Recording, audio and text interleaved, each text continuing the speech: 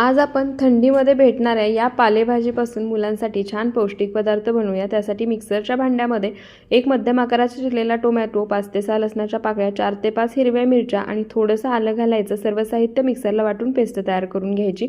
परातीमध्ये 2 वाटी गव्हाचं पीठ घेतले, त्यामध्ये स्क्रीनवर दिलं आहे ते सर्व साहित्य घालायचं, एकसारखं मिक्स करून घ्यायचं। त्यानंतर त्यामध्ये 1 बाउल चिरलेला पालक घेतलाय तो घालायचा, त्यासोबतच अर्धी वाटी कोथिंबीर घालायची, लागेल असं थोडं थोडं पाणी घालायचं आणि चपातीसाठी मळतो तसं पीठ मळून घ्यायचं।